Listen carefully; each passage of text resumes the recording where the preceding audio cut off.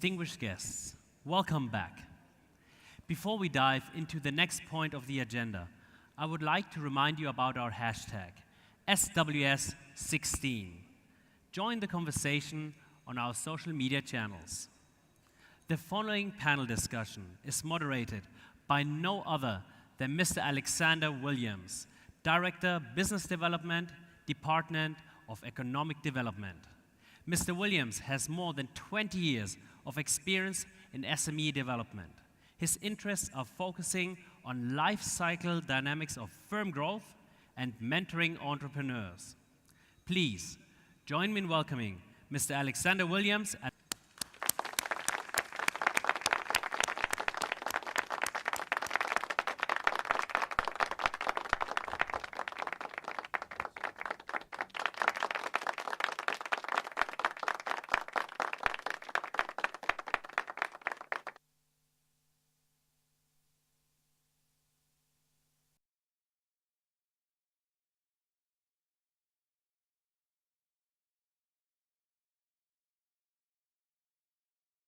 A very good day to all of you.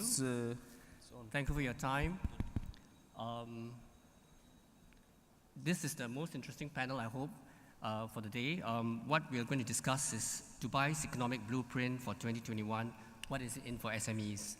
I think this is something that we are all interested in as we move forward with all the changes coming on stream, what we hear about the economic challenges.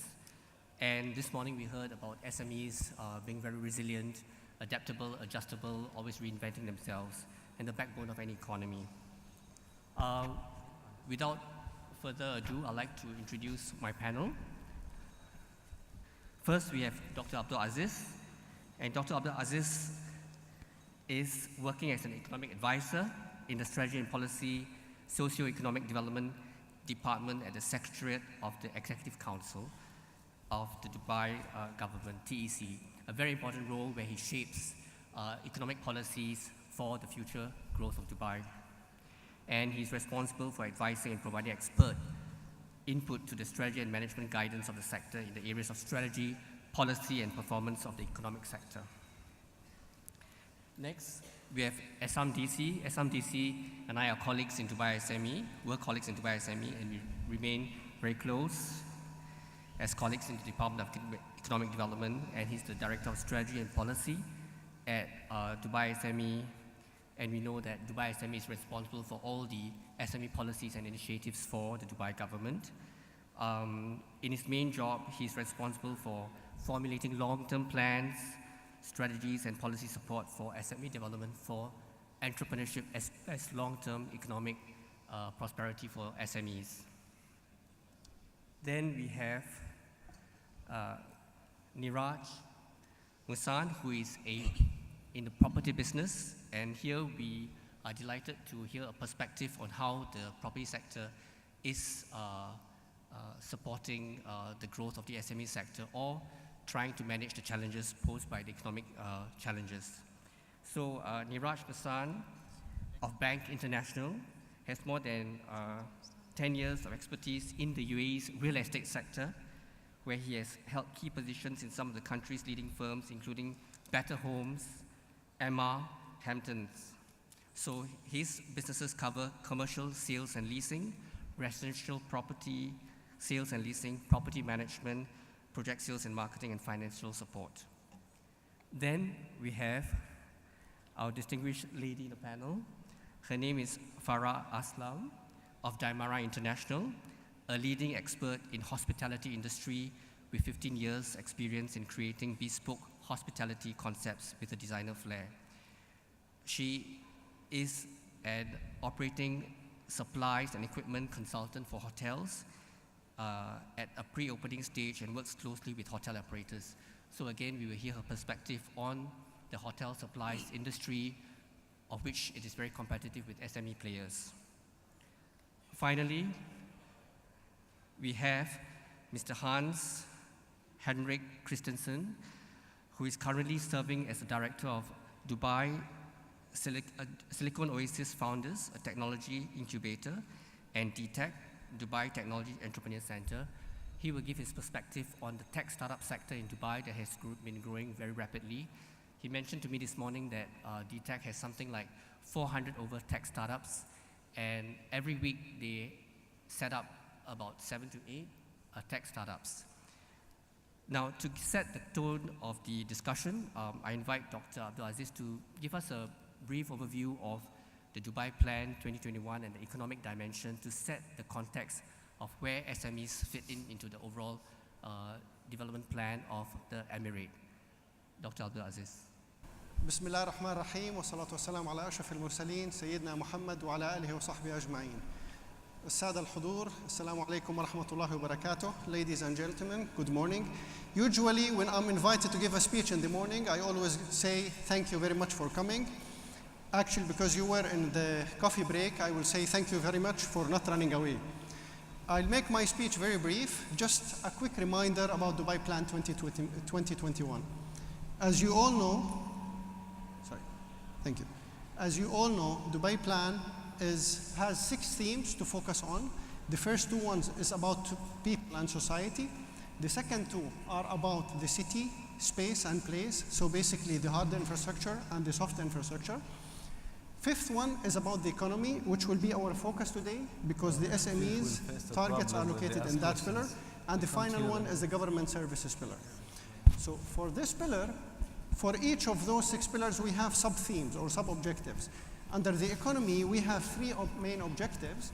The first one is a city that enjoys sustainable economic growth. And this is where the main contribution for SMEs is located. So basically, we cannot achieve sustainable economic growth without support of the SMEs.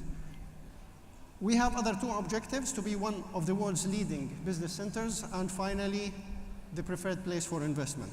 So as for this objective, we are measuring SMEs' contribution by looking at their growth over the years, making sure that they will grow as per the aspirational growth rates that I'll show in a second, and their contribution to the economy, as the speakers this morning talked about.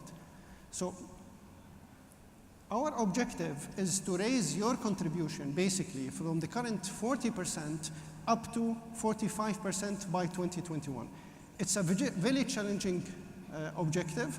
However, knowing Dubai and knowing the way SMEs and looking at the disruptive SMEs that had won the prize this morning and knowing how you operate, we're quite confident that together we can achieve this objective. When I first received these themes that the speakers will talk about today, I asked myself, how can I describe the way forward in 2016 and talk about the main challenges that you have in front of you and how can we overcome these challenges together. So I thought of putting it in the following comic way.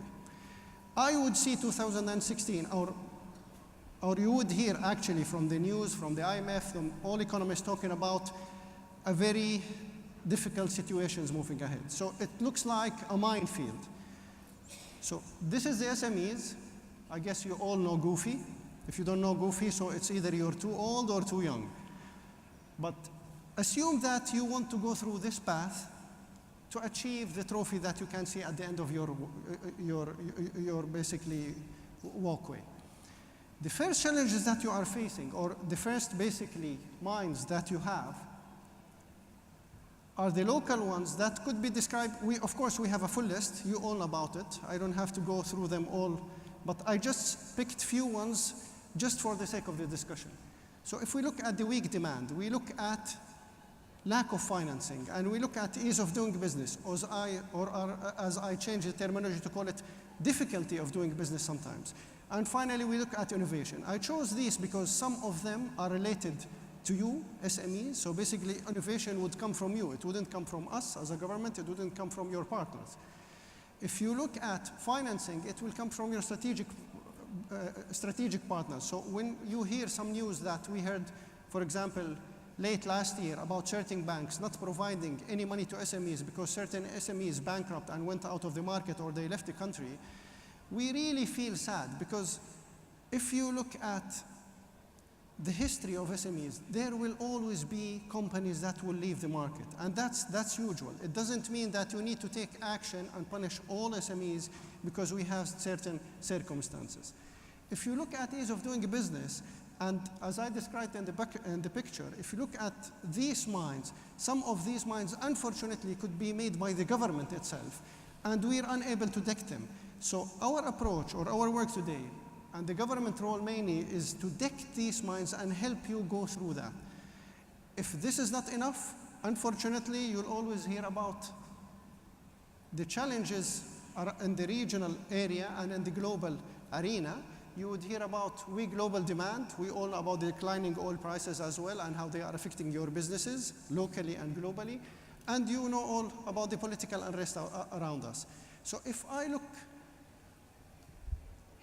at the picture of 2016, all these challenges ahead, it may make you feel that the picture or the challenges are way too strong to overcome them.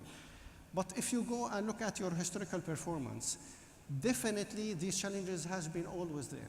So I would prefer to look at a more rosy picture where we'll work together and we'll make sure that basically we'll overcome these challenges in 2016 and forward the way we overcome them always together.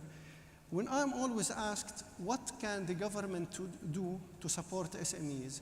You always hear about stuff like having a fair play field, providing SMEs with more incentives, helping you to go abroad. All of these things correct.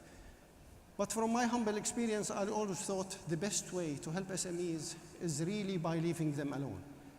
What does that mean? Don't complicate their businesses, don't interfere too much in their businesses, and help them to innovate.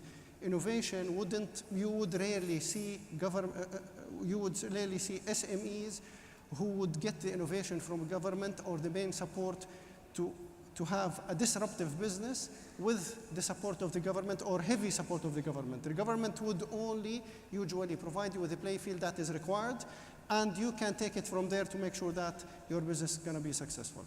Thank you very much.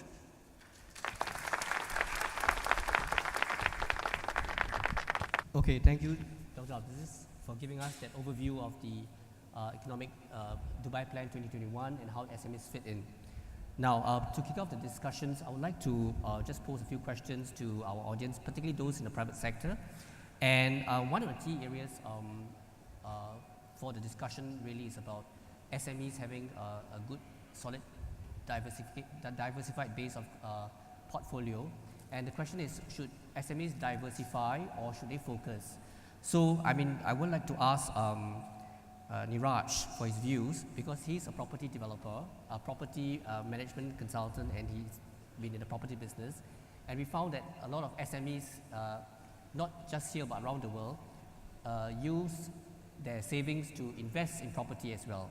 And then sometimes when the downturn comes, they are affected. And to provide that perspective, maybe Niraj can explain how to manage this focus and diversification. Thank you, Alexandra. Sorry. I think diversification is very essential for any business to grow.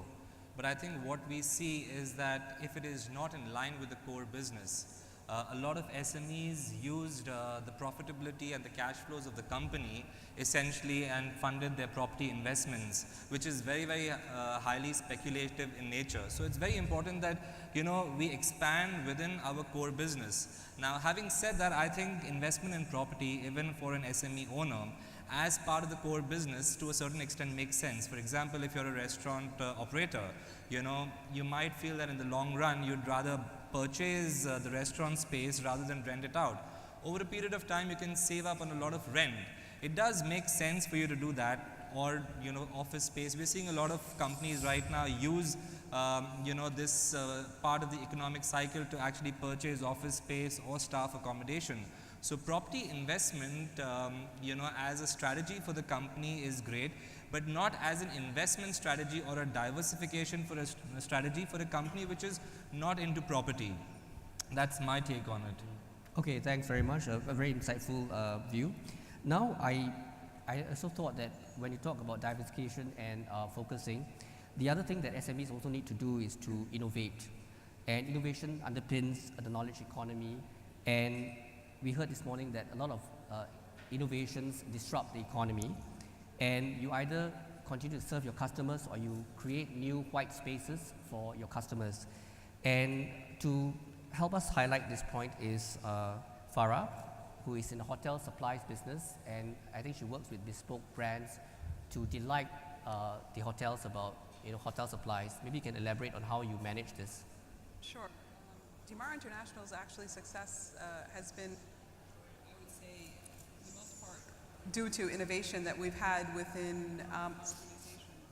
This innovation actually has allowed us to develop products for our clients that are bespoke and tailor-made. Since we work in hospitality, each property that we deal with needs to be unique and different. So in order for us to tailor-make the guest experience, we work with international designer brands in creating a bespoke product for them. So basically our guests are getting that designer product, and we're incorporating local tastes and flavors to give them something that is truly different and unique that their guests will appreciate.